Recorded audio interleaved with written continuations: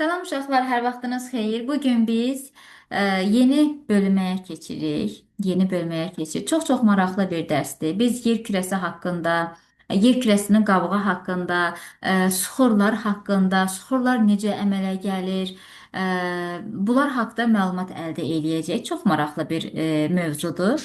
Deməli, birinci motivasiya hissəsinə gəlin fikir verək.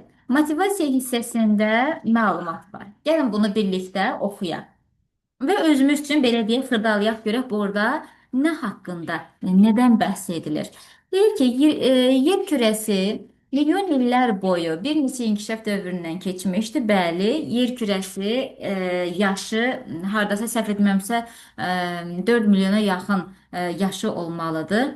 Və siz təsəvvür edin ki, yer kürəsi əvvəlcə isti qaynar topa bənzəyirdi. Qaynar lavalarla ibarət olan neçə min dərəcə olan top şəklində idi, qaynar vəziyyətdə idi.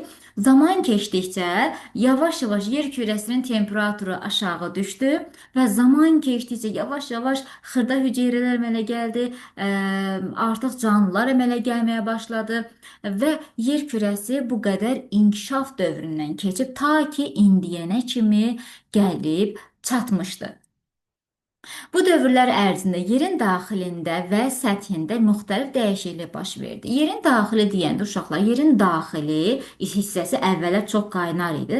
Zaman keçdikcə artıq qaynarlıq, belə deyək, yerin mərkəzində, o tük deməli çəkirdəyi deyirik, yerin mərkəzində, orta hissəsində yığıldı, amma yerdə qalan hissələrdə isə artıq soyuma prosesi baş verdi.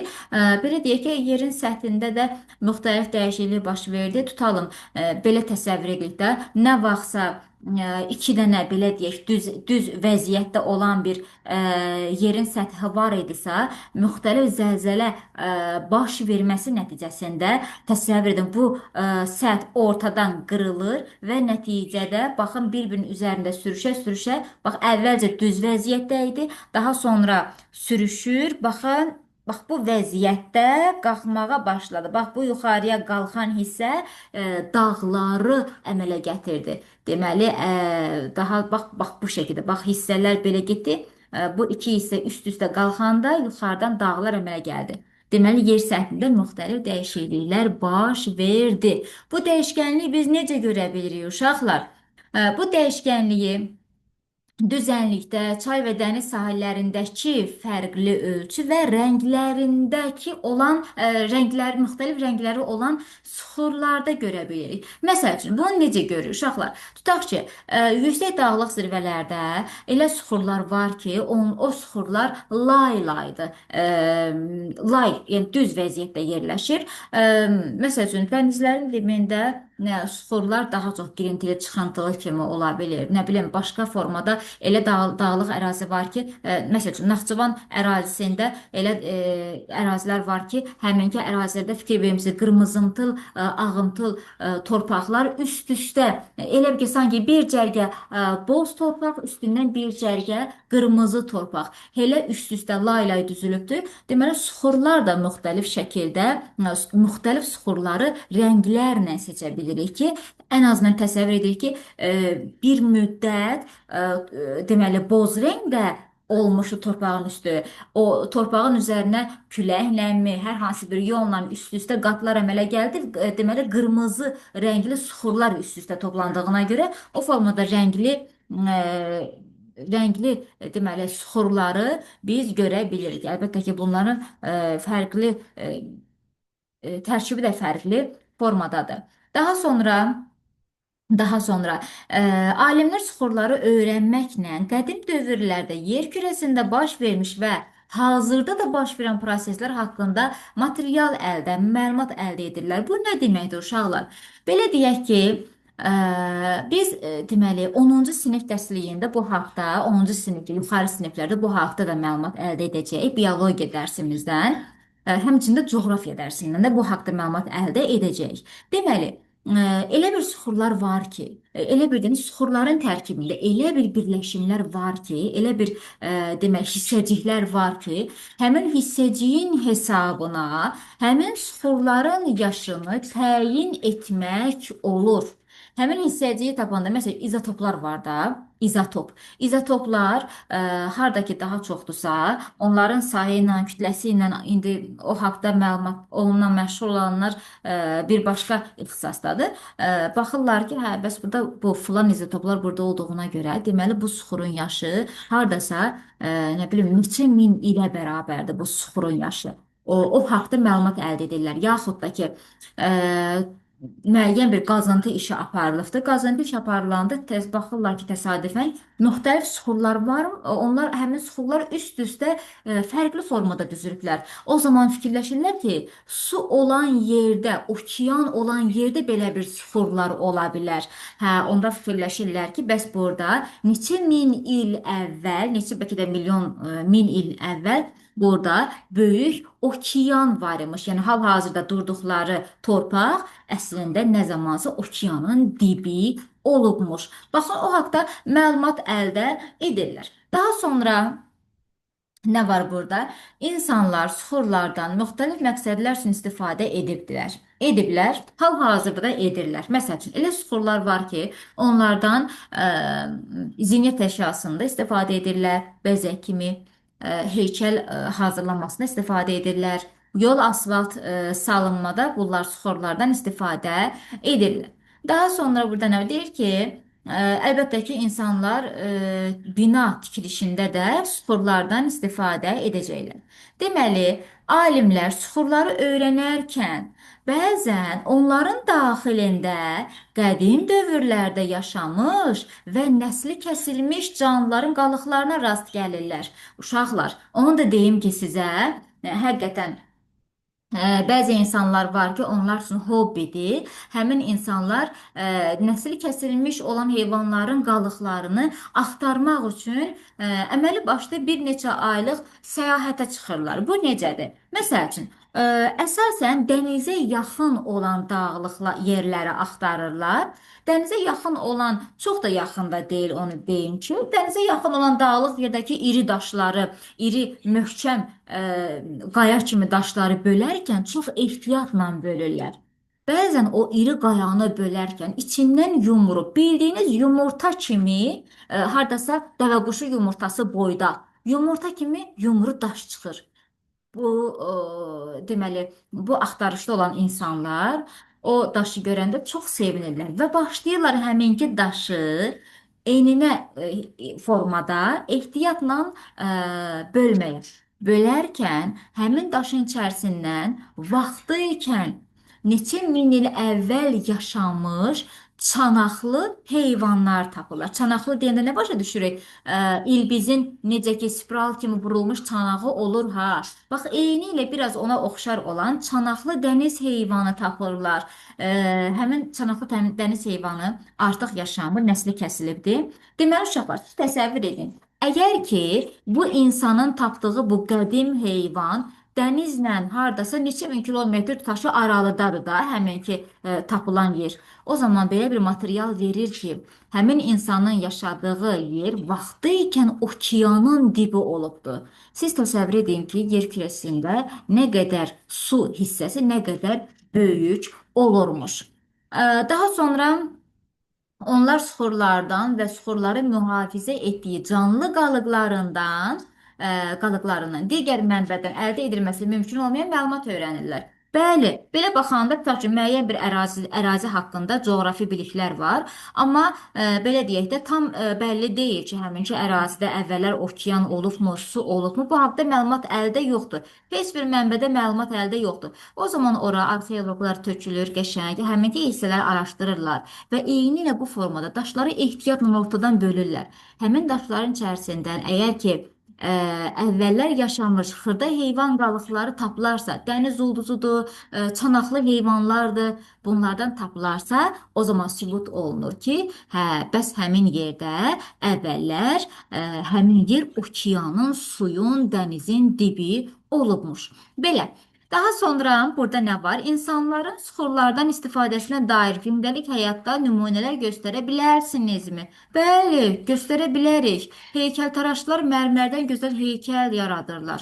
Daha sonra binaların tikilişində suxurlardan, möhkəm suxurlardan istifadə olunur. Daha sonra sizcə külək, yağıntı və temperatur suxurlara necə təsir edir? Məncə, küləkdir, yağıntıdır. Siz təsəvvür edin ki, tutaq ki, bir dənə daş parçasıdır, suxurdur. Yəni daş parçası, daş yer səthini suxur olaraq deyəcək. Daş parçasıdır, suxurdur. Bu süxurun, belə deyək, külək əsir, artıq neçə il, 100 min il ərzində küləklər əsir. Hey külək əsdikcə bu süxurun səthindəki xırda, belə deyək, qalıqları, xırda qırıntıları küləklə bir yerdən başqa yerə daşınacaq. Həminki süxurun tərkibi, üzü artıq yavaş-yavaş yonulmağa başlayacaq. Yağış yağanda su damcıları yonulmuş hissələrin arasına doğru keçəcək. Biz də demişdik ki, difuziya nə idi? Maddənin fiziki xassəsi dərsindən bir şey öyrənmişdik ki, su maddəsi maye halında sıxlığı daha çox idi. Biz mayeni dondurarkən buz kristal vəziyyətdə suyun tərkibindəki molekullar nizamlı şəkildə yan-yana düzüldüyünə görə artıq maye vəziyyətindən həcmi dəyişəcək, biraz böyük olacaq. Buz vəziyyətinə, kristal vəziyyətinə gedəndə, keçid eləyəndə həcm qəfildən deyəndə həcm böyüyür. Nəticədə siz təsəvvür edin, əgər ki bir suxurun, belə deyək, bir suxurun arasından su dolubdur. Bu temperatur aşağı düşəndə su kristal olaraq bərkiyəndə su artıq su maddəsi genişlənəcək və suxur bir-birindən aralanmağa başlayacaq. Deməli, süxurların dağılmasında yaxşı təsir edə biləcək. Külək olsun, yağıntı olsun, temperatur olsun. Daha sonra hansı təbii proseslər süxurların yerini dəyişə bilər? Uşaqlar, təbii proses deyəndə məsəl üçün mən ağlıma gələn zəlzələ olacaq. Zəlzələ zamanı tutaq ki, iki dənə bax belə bir fərqli tərkibdə olan süxurlardır. Zəlzələ oldu, sürüşmə hadisəsi oldu. Bax, bir-biri ilə toqquşanda artıq biri yuxarıya çıxır, biri aşağıya düşür. Yəni artıq suxurlar yerlərini bu cür dəyişə də bilirlər. Zəlzələ zamanı, yaxud da nə bilim daşqın zamanı da, yəni bir suxur sürüklənərək digər yerə aparıla bilər. Məsəl üçün, başqasını deyə bilərəm ki, qitələrin dreyfi deyirik biz ona, yuxarı sinif dərsliyində keçirik. Elə bil ki, uşaqlar, təsəvvürünüzə gətirin.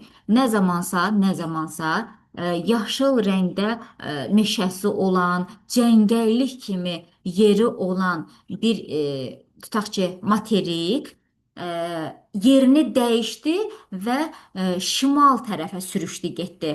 Və nəticədə orada əlbəttə ki, əvvəllər tutaq ki, həminki o ağacı olan, otu olan sahədə müəyyən bir heyvanlar da yaşayırdı. Qəfil belə deyək, qırılma baş verəndə yer səthində yerini dəyişdirəndə həmin o bir elə bir ki su vasitəsilə sanki bir yerdən başqa yerə sürüklənmiş kimi olanda artıq isti olan, havası isti olan, temperaturu isti olan bir torpaq sürüşdü getdi Antarktidaya. Əlbəttə ki, orada canlılar hər biri də məhv olacaq. Ona görə hətta ki Antarktidada səhv etmirəmsə hansısa dinozavr qalığı tapılmışdı. Bu da onu sübut edir ki, Antarktidada əslində isti olan, rütubətli, isti olan bir yer ərazi qırılaraq sürüşüb və şimal tərəfə gəlmişdi. Nəticədə onunla birlikdə heyvanlar da gəlib orada məhv olmuşdu. Daha sonra uşaqlar, bu bölmədə biz nə öyrənəcəyik? Süxurlar təbii proseslər nəticəsində uzun müddətdə yaranır. Yəni süxurlar birdən-birə qəfildən yaranmırlar. Süxurların bir neçə növü olacaq. Tamam, biz burada 3 dənə növünü öyrənəcəyik. Təbiətdə süxurların dövranı baş verir. Necə ki biz əvvəlki dərsimizdə suyun dövranı haqqında məlumat əldə etmişdiksə, eyni ilə süxurlar da dövr edirlər. Hava şəraiti süxurların formasına və tərkibinə təsir edir. Görək necə təsir edir? Münbit torpaqlar süxurlardan və canlı qalıqlardan yaranır. Münbit torpaqlar, süxur və canlı qalıqlar. Münbit torpaqlar insanların və digər canlıların yaşaması üçün çox-çox vacibdir. Bəli, bu bölmədə biz bunlar haqqında məlumat əldə edəcəyik. Gəlin baxaq birinci dərsimizə. Yer qabığındakı süxurlar. Motivasiya hissəmizə keçid edəndə uşaqlar, görək burada nə yazılıbdır. Qədim insanlar çay daşını və çaxmaq daşını bir-birinə vuraraq kiçik parçalara ayırırdılar. Deməli uşaqlar bir dənə çay daşını ucunu çay daşı onu da deyim ki çox möhkəm bir daşdır. Yəni belə deyək tez qırılmır. Dözümlü daşdır. Və bunu da qədim insanlar baxanda ki, bəs möhkəm daşdır, yaxud da ki, digər çaxmaq daşını deyək, çaxmaq daşlarını bir-birinə çaxanda qığılcım çaxırdı. Hələ də o çaxmaq daşından maraqlıdır, istifadə edənlər var. Çaxmaq daşını bir-birinə çaxanda qığılcım əmələ gəlirdi. Buradan alov alırdılar. Yaxud da çay daşlarını xüsusi, yəni belə deyək, müəyyən bir formada kəsə-kəsə, yara-yara onlardan müxtəlif kəsici alətlər istifadə edirlər. Məsəl üçün burada nizə, bax bu hər ikisi kəsici bıçağı oxşu kəsici aləti. Bax bu baltadır. Burada görsənən isə çəkic. Daş çəkicdir. Yəni qədim insanlar bunları hazırlayırdılar.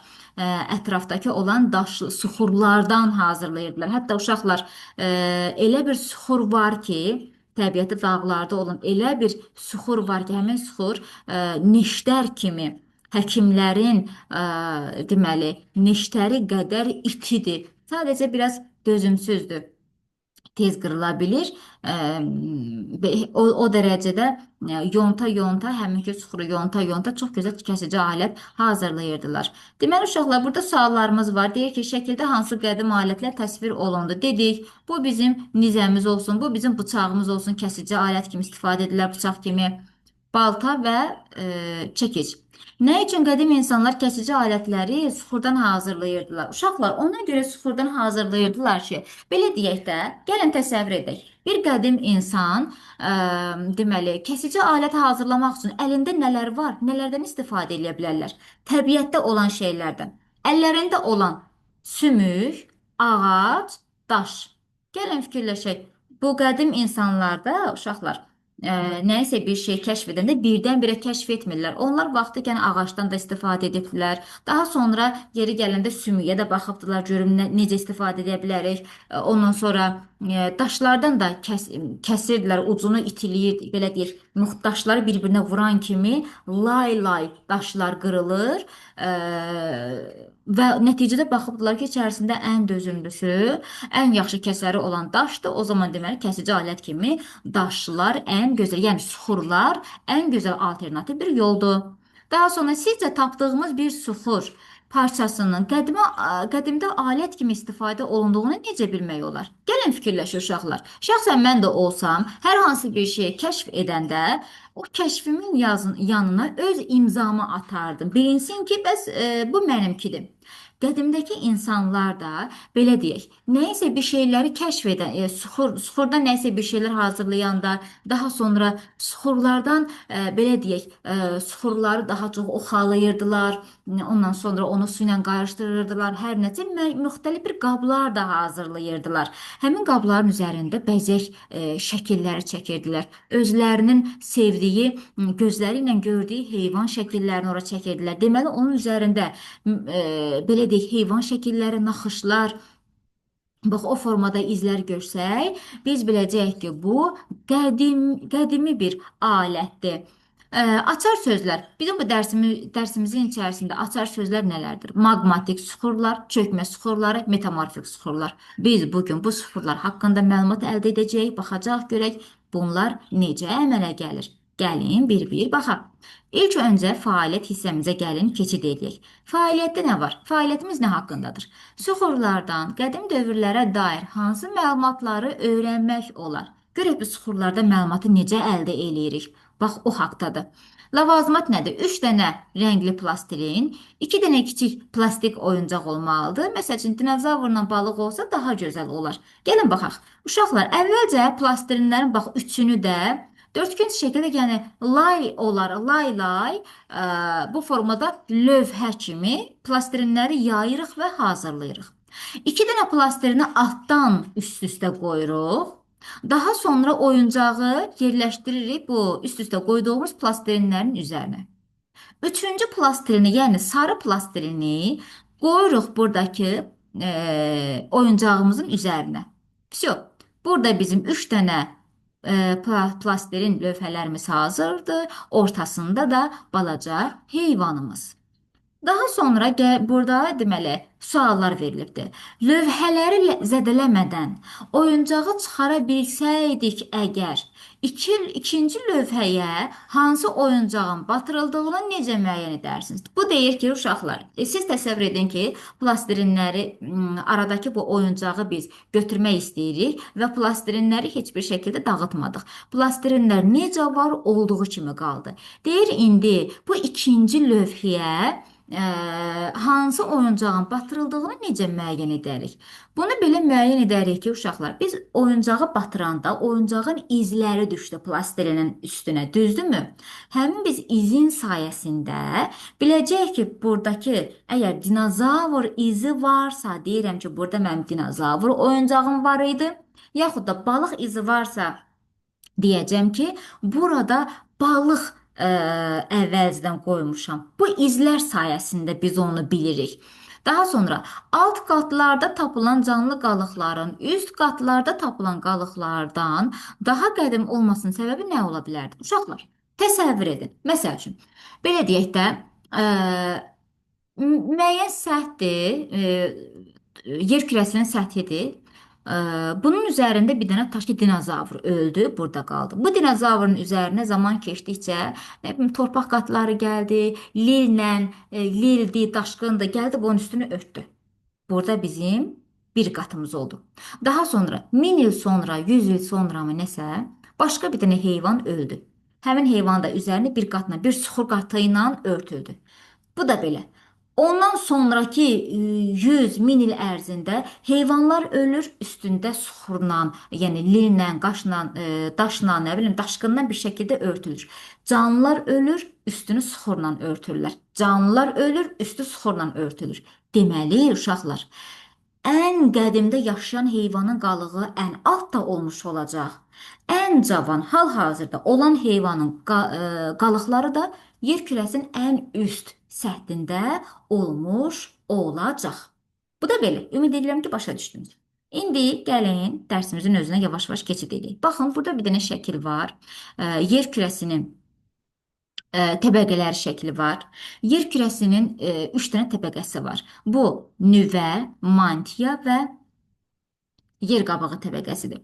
Ən mərkəzi nüvədir, qızmardır. Orada demək olar ki, qaynar lava, qapıq qaynamış şəkildə, lava qızmar şəkildədir. Daha sonra isə mantia qatı var. Mantiyadan sonra isə yer qabığı təbəqəsi gəlmiş olur. Yer qabığı təbəqəsi ən nazik olandır. Baxın, elə ölçüsünə də baxanda 0,70 km aralığında yer qabığı aiddir. Mantiya isə 2009 km kimi qalınlığı vardır. Deməli, yer qabığının qalınlığı 70 km-dən çox olmayan hissədir.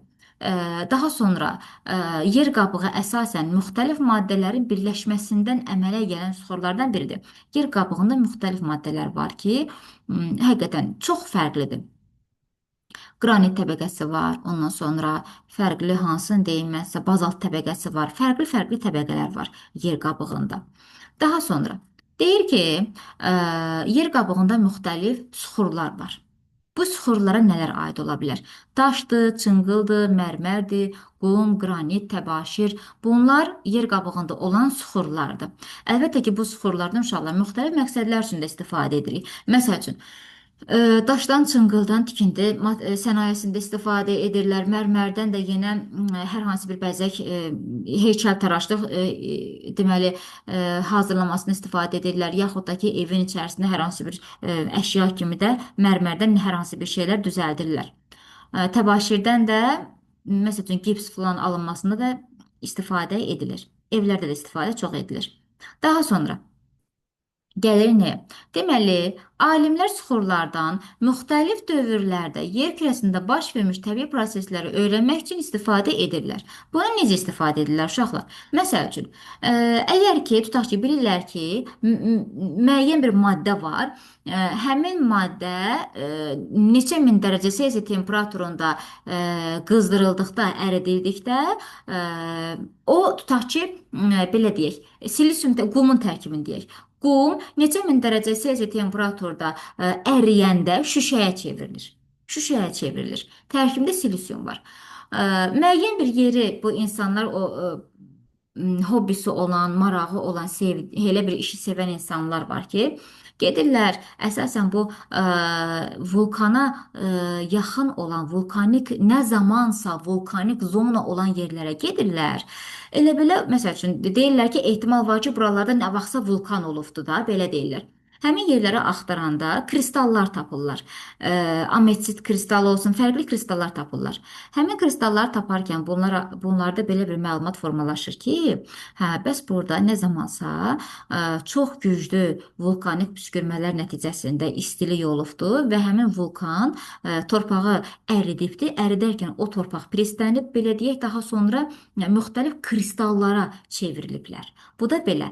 Yəni yer kürəsindəki o suxurlar əsasında yer kürəsində hansı proseslər baş veribdi, onlar haqqında məlumat əldə edirlər. Yaxud da elə suxurlar var ki, həmin suxurlar adi halda gedirlər, dənizin dibində görürlər. Yəni girintili çıxıntılı hissələri var bu suxurların, deşik-deşikdə hər tərəfi. Niyə? Su hər zaman oranı yuyur və oranı deşikli vəziyyətdə saxlayır. Okeanın dibində belə suxurlar çoxdur.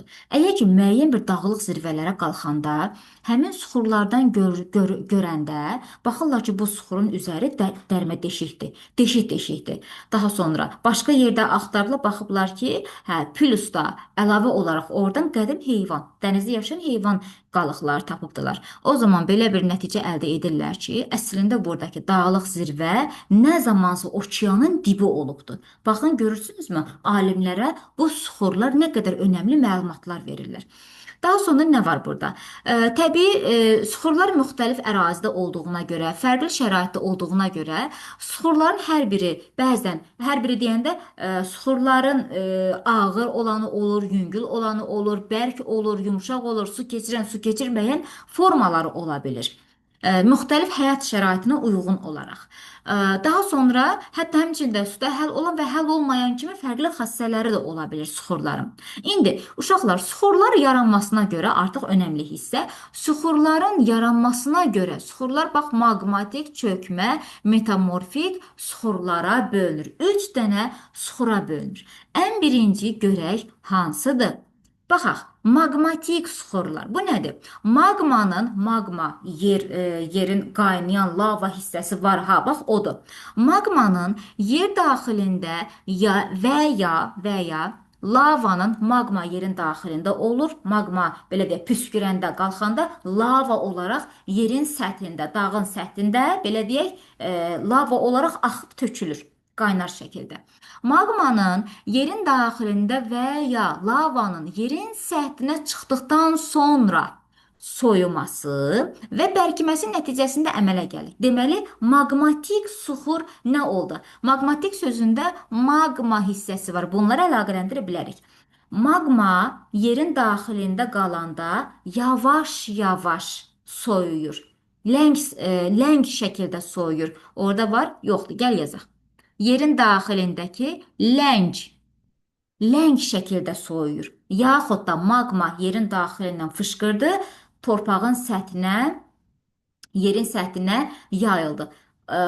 Lava daha tez soyuyur. Bunu da yaddan çıxartmayaq. Deməli, fərq yoxdur. Maqma yerin daxilində, yaxud da yerin səthində soyuyarkən, soyuduqdan sonra bu bərkiyir. Bax, buna biz maqmatik suxur deyəcəyik və ondan da əlavə. Maqmatik suxurlar yer səthində yaranmış ən qədim suxurlardır. Sizə sual versə ki, ən qədim suxur hansı oldu?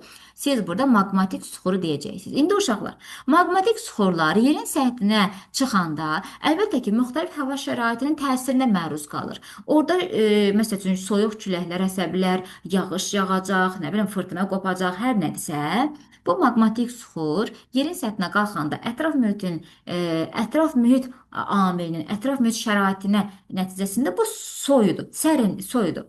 Soyuduqdan sonra, belə deyək, o hissədə yavaş-yavaş keçid edirik. Baxın, burada da vulkan püskürməsi ilə səthə çıxan lavanın sürətlə soyulması nəticəsində yerin səthində, baxın, yerin səthində, bax, burada maqmatik suxur yaranıbdır, yaxud da yerin daxilində, bax, maqmanın tədricən soyuması. Ona görə dedim ki, maqma yerin daxilində olanda ləng soyuyur, amma yerin səthində olanda çox sürətlə soyuya bilir. Yerin daxilində də soyuyur və bərkiyir. Bax, buradan görsəndiyi kimi bərkiyir və nəticədə möhkəm olan maqmatik suxuru əmələ gətirir. İndi daha sonra gəlirik nəyə? Dedik ki, maqmatik suxur yerin səthinə çıxdı. Baxın, maqmatik suxur yerin səthindədir. Yerin səthinə çıxdıqdan sonra yağış yağdı üstünə, külək qopdu, tufan qopdu, hər nədirsə, yağış yağdıqca, külək vurduqca gah temperatur aşağı düşəcək, gah temperatur yuxarı qalxacaq. Yəni bu kimi ətraf mühit amillərinin, havanın təsiri nəticəsində bu maqmatik suxurlar yavaş-yavaş xırdalanacaqlar, parçalanacaqlar. Parçalanarkən küləklə bu maqmatik suxurlar bir yerdən başqa yerə gedəcək, qasırğa ilə, tufanla bir yerdən başqa yerə aparılacaq, yağışla, daşqınla, sellə yenə bir yerdən başqa bir yerə axıdılacaq, başqa yerə töküləcək. Baxın, buradan görsənir. Şəkil burada çox gözəl görsənibdir.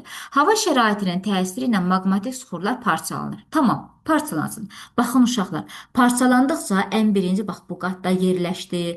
Daha sonra üstünə yenə maqmatik suxurlar gəldi, üst-üstə toplandı. Burada ayrıca bir dənə suxurlar toplandı. Baxın, görün nə qədər hissə-hissə müxtəlif rənglərdə, lay-lay, sanki tort kreminə oxşuyur. Müxtəlif rənglərdə lay-lay, bax bu suxurlar üst-üstə yığılırlar. Və zaman keçdikcə, yığıldıqca üst-üstə bəllidir ki, bunlar üst-üstə yığıldıqca ağırlıq verəcək, üstündən ağırlıq basacaq və nəticədə bir-birinə çox möhkəm sıxılacaqlar. Həddindən artıq çox-çox sıxılacaqlar. Və nəticədə sıxılmış qalıqlar bərkiyərək çökmə suxurlarına çevriləcək. Hə, deməli, maqmatik suxurlar xırdalandı. Zaman keçdikcə milyon illər ərzində, min illər ərzində üst-üstə yığıla-yığıla laylar əmələ gəldi, sıxıldı, ağırlıq bastı, sıxıldı və nəticədə çökmə suxurlarına gətirib çıxdı. Deməli, maqmatik suxurlar çökmə suxurlarına çevrilə bilərmiş. İndi çökmə suxurlar əsasən lay şəkilli görünüşləri və müxtəlif rəngdə olması ilə fərqləndi. Bu da belə. İndi bu suxurlar yer səthində ən geniş yayılmış suxur növüdür. Deməli, çökmə suxurlar lay şəklində lay-lay görsəndi, müxtəlif rənglərdə tort kremi kimi üst-üstə lay-lay görsəndi və ən geniş yayılmış suxur o oldu. İndi çökmə suxur qatlarına okean və göllərin dibində, çay yataqlar və dəniz sahillərində rast gəlmək mümkündür. İndi burada belə bir düşün, müzakirə paylaş var. Suxurları öyrənməklə təkcə yer qabığında deyil, digər göy cisimləri haqqında da məlumat əldə etmək mümkündür. Günəş sisteminin yaranmasına dair vacib məlumatlar daşıyır. Ayda baş vermiş prosesləri öyrənmək üçün astronavtlar ay səthindən qayıdarkən özlərinin müxtəlif suxur nümunələri gətirirlər. Bəli, uşaqlar. Deməli, bunu deyim ki, sizə yer kürəsi adi formalaşarkən, bax biz yer kürəsinin üzərində, hətta Şamaxıda rəsədxanada olarkən onun şəklini çox heyf çəkə bilmədim onun şəklini. Günəşdən düşən daş var. Günəşdən düşən daş vardı, meteorit var idi. Həmin meteoritin tərkibində 90 neçə faizi dəmirdən, metaldan ibarətdir. Təkcə dəmir də yox, digər metallardan da ibarət. Deməli, günəşdən düşən meteoritin tərkibində hardasa uşaqlar, nə boyda deyim sizə? Sizin çantanız boyda. 6-cı sinif şagirdlərin çantası boydadır təxmini. Elə çox şiddətli böyüklüyü də yoxdur. Həmin o meteoritin kütləsi siz təsəvvür edə bilmərsiniz. 200 neçəsə kiloqram idi. Yəni 100 neçə 100 kiloqrama bərabər idi onun çəkisi. Bax, balaca boyu var, dam dolusu toyu var dedikləri burada olsa gərək. Yəni balaca daş olmağına, balaca meteorit olmasına baxmayaraq, hətta o sizə belə deyim ki, dəmir mişar kəsənlə, nə deyirlər ona? Dəmir kəsənlə onu kəsmək mümkün olmadı. O dəmir ağızlığı olan mişar var ha, onunla kəsmək qəti şəkildə mümkün olmamışdır. Onu sadəcə səhv etmirəmsə şiddətli su təzyiqi olmalı idi. Xüsusi kəsmə cihazları var. Onunla kəsmişdilər. Siz təsəvvür edin nə qədər möhkəm bir daşdır. Deməli, meteoritlərin nəticəsində yer kürəsinə düşən o daşların nəticəsində onlar araşdıra bilibdilər ki, Günəş sisteminin tərkibində hansı metallar var, oradan düşən daşın tərkibində nələr var, görün nə qədər maraqlı məlumat əldə edə bilirlər.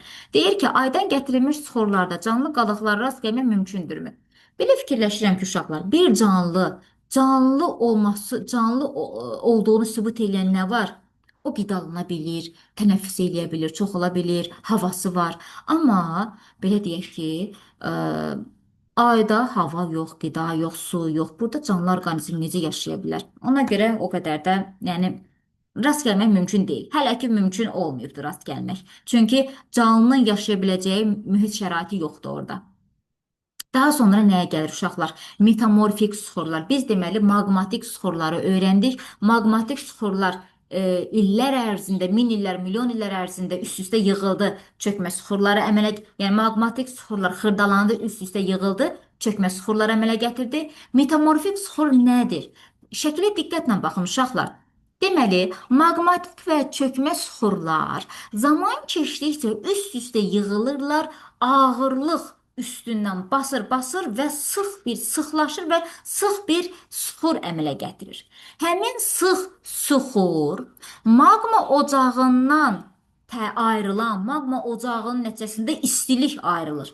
Həmin o möhkəm maqmatik və çökmə suxurlar həmin istiliyin nəticəsində bir növ yapışır bir-birinə, daha çox preslənir, daha çox bir-birinə yapışır.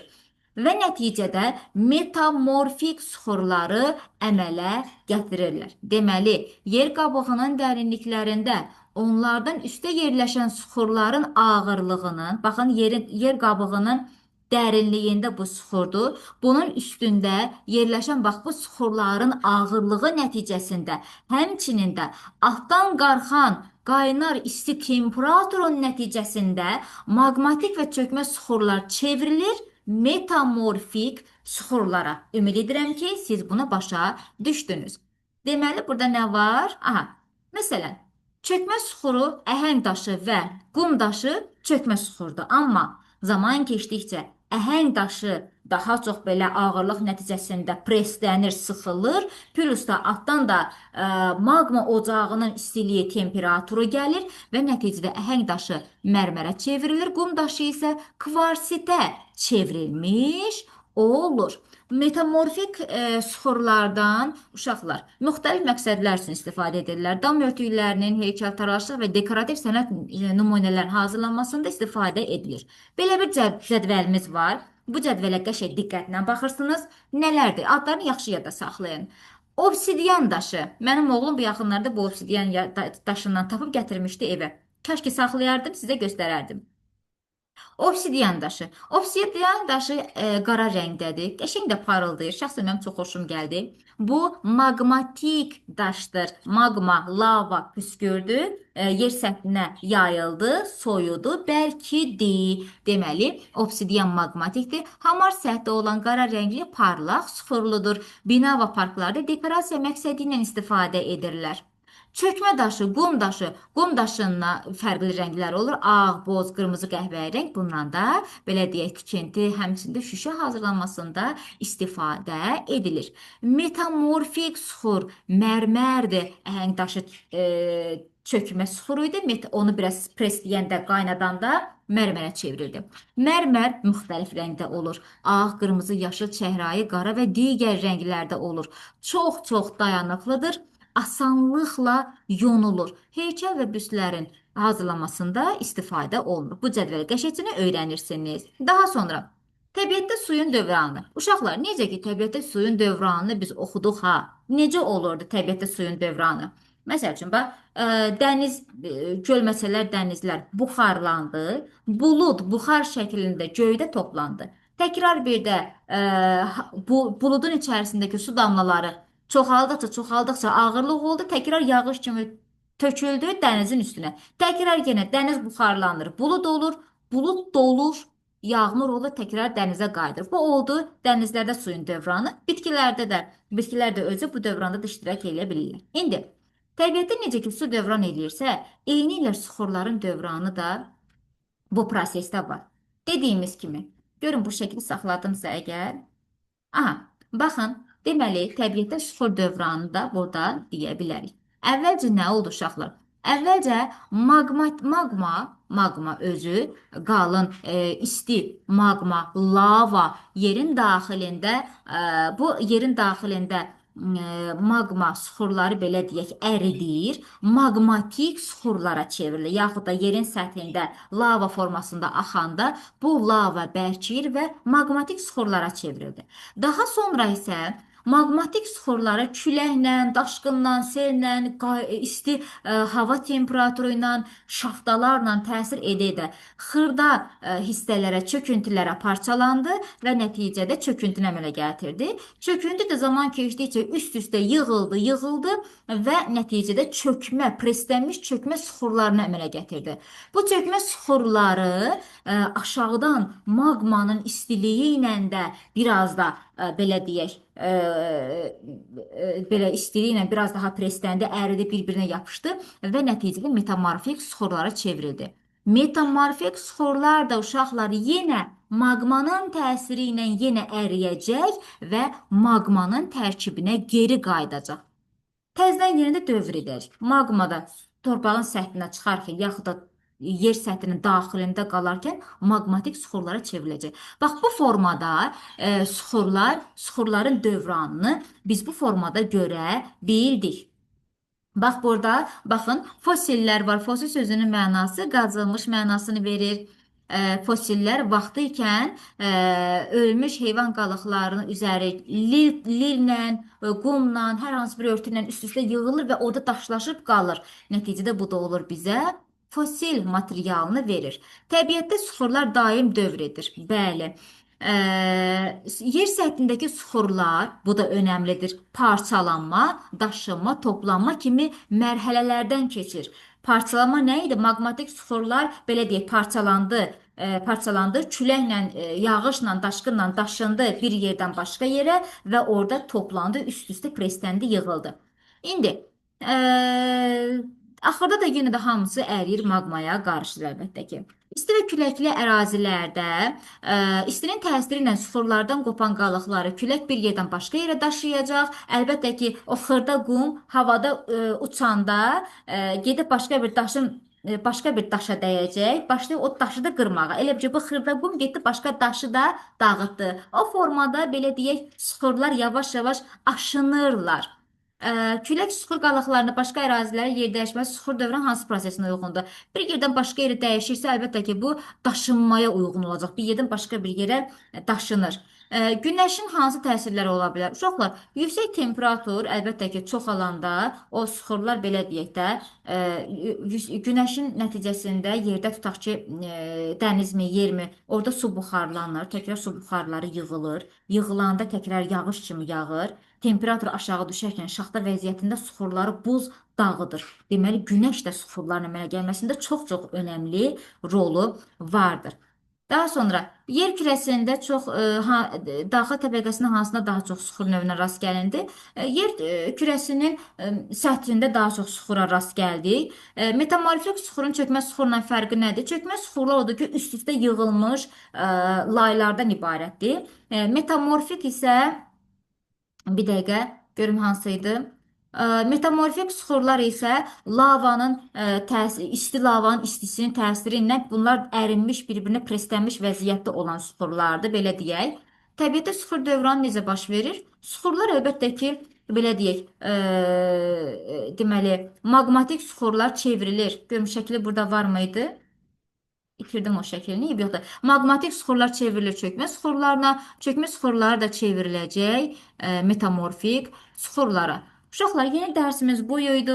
Hər birinizə zehin açıqlığı diləyirəm və ümid edirəm ki, bu haqda dərsimiz haqqında məlumat qəşəng əldə etdiniz. Sualınız olarsa buyurub verərsiniz.